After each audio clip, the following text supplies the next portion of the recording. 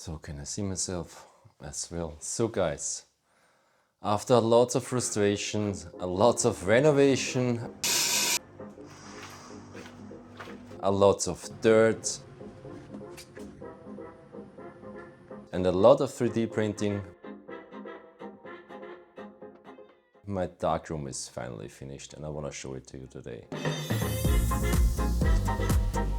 From my studio, I just had a shooting 2 days ago.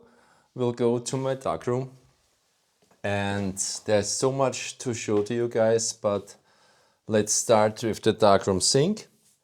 This is a custom-made sink. Underneath is my dishwasher and some canisters and some distilled water. And this sink is perfectly fitted in here in my darkroom. This is the main thing where I do washing and stuff, and this goes directly into the canal, I think that's the right word. This sink is for developing, for example. Everything I do here goes directly into a canister, so I don't have to fill it in somewhere in a canister, if this makes sense. So if we have a look here, it goes from here directly down there. Let me show it here, into the canister. And when it's full, I just have to exchange the canister, put it to the disposal, and I'm good.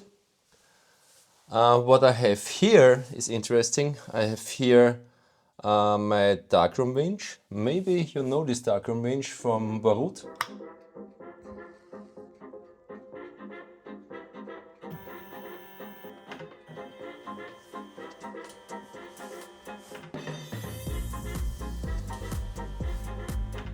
But there's something new. The developer of the Darkroom Winch designed something where I can exchange my Darkroom Winch to another place, like here. I just can put it in here, and then I have my Darkroom Winch in here as well. So I can put that also down to this side. Wherever I want to have a tray rocked, I just put the thing in there and I'm ready to go. I think that's pretty cool. There is one more thing here. There are many more things. Let's go back. This is maybe interesting as well. So I will put in here a video where you can see this in action. I built this myself from the DIY market, from the plumber section. As you can see, this fits in here perfectly. And now the water can flow out of these tiny holes. I will put in a video here so you have an idea how it looks like.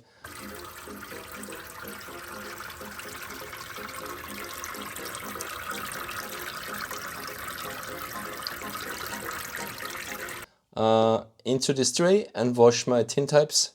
So I just have to put in these Gardena quick connectors in here. Right now it's connected, the quick connector from Gardena, it's not Gardena, it's a different brand, is connected to the spray guns here with this curly hose.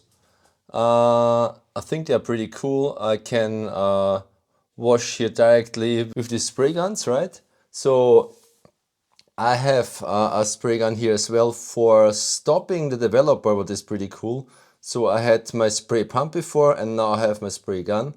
One of the next cool things is this 4-way Gardena splitter with flow control. So I can set the pressure differently to each of the connectors, what is pretty cool. So I have a little bit less pressure, like here on the development spray pistol, or a little bit more here for the washing, and full power that goes down to the dishwasher there. I just turn it on again, turn this one on, yeah, and you can see I just can use it pretty easily here. And this is a 3D printed part for my sink here, where the original part for the spray pistol is glued on.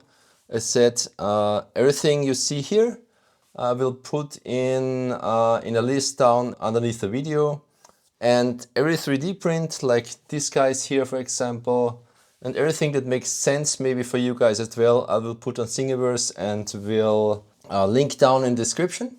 So what else do we have here? This squeegee here I use for cleaning my sinks. It's also a pretty useful tool. And I think that's all from the sinks. Here is a shelf that's somehow custom made to fit in here. where there's my glassware over there and my filters and all the stuff you need. You see I also have here these clamps for drying my prints.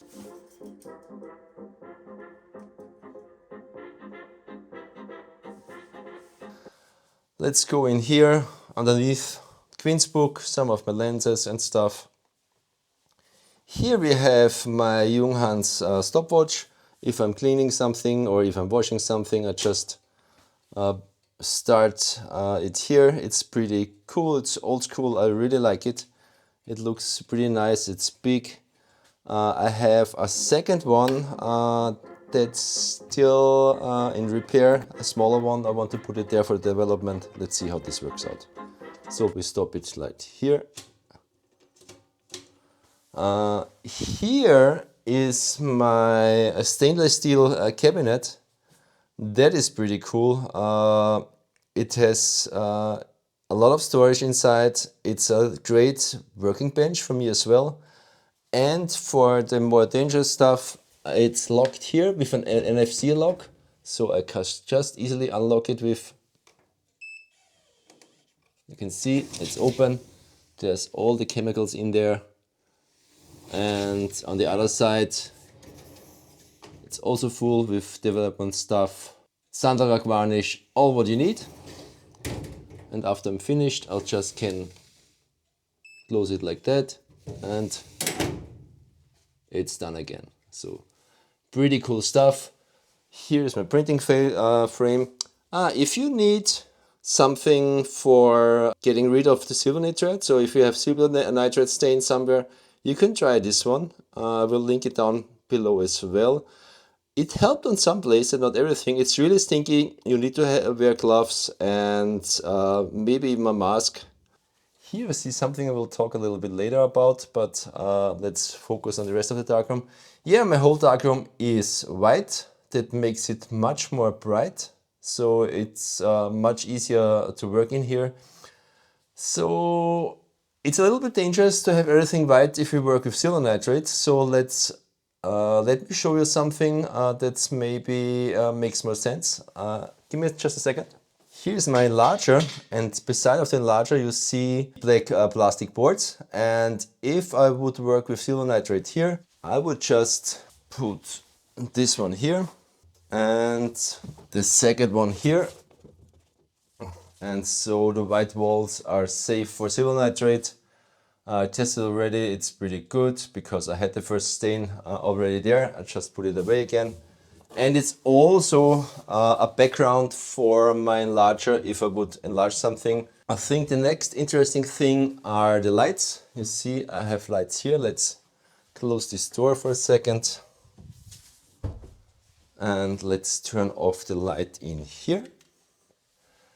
So what you can see right now is I have 1, 2, 3, 4, 5 lights to make it really bright in here. It's really nice working in here. But you can see here I use the Philips Hue system. I will link it down below as well. What I can do now is if I press once, it gets bright. The second time it gets yellow. You can see it's yellow, but the phone will do cool it down again to white. And if I press a second time, it gets red. This is pretty cool. Isn't it cool? I have a lot of light in here, everywhere. And yeah, the yellow before is just for printing. If I do some prints, I can still work in bright light. And now there comes something interesting. If I turn it to red, you can see that there's still a blue light shining here. So I press it a second time and a third time, then it gets really dark and it's only the red light. So for really sensitive stuff, I would use it like that. Let's show it to you again. White, yellow, red, darker red, and really dark red.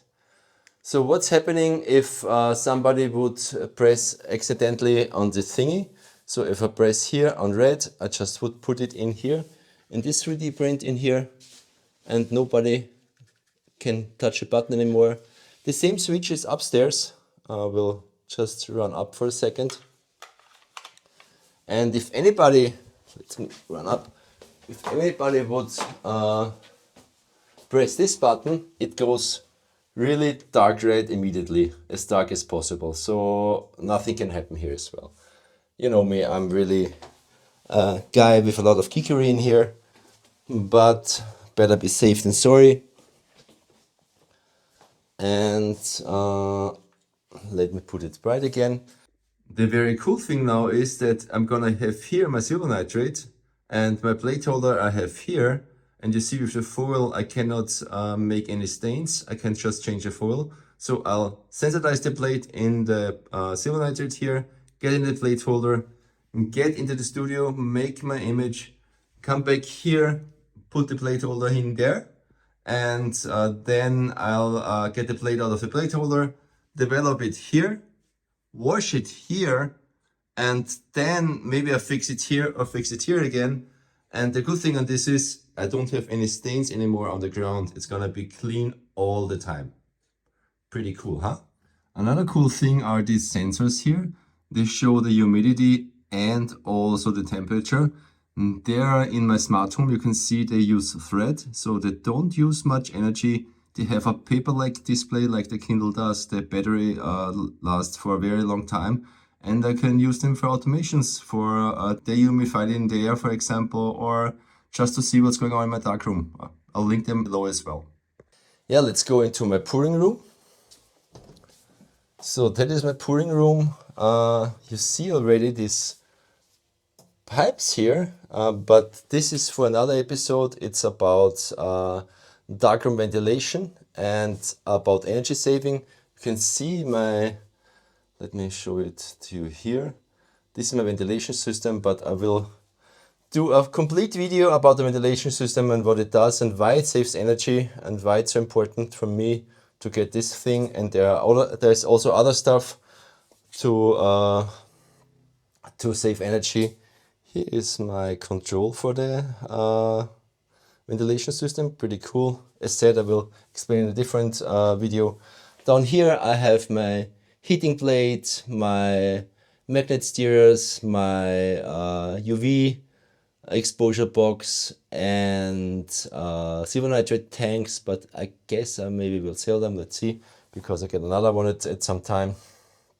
So yeah, there's additional lights here to make it brighter when I'm capturing videos. I can turn it off again. So let's turn the light off here.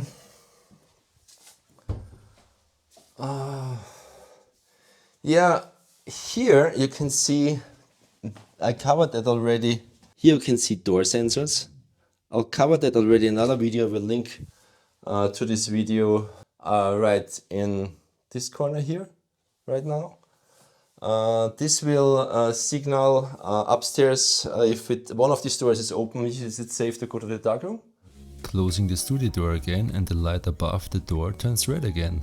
This works in every combination, no matter what door you open or close and which is first or last. I have also water sensors in here, so if anything happens and water runs down, I get an alert. So if something is happening, the light turns blue, and in this case we can react quick to turn off the water. So this was my first part of my darkroom video. The second part will be about the ventilation system and how it helps me to save energy. The ventilation system measures the ether in the air and a lot of other stuff you have seen on the wall, the control panel. I will go in deeper in the next video, and I hope this was helpful for you guys. As said, all the links down in the description, all the 3D prints on Thingiverse, and as always, I'll be back, guys.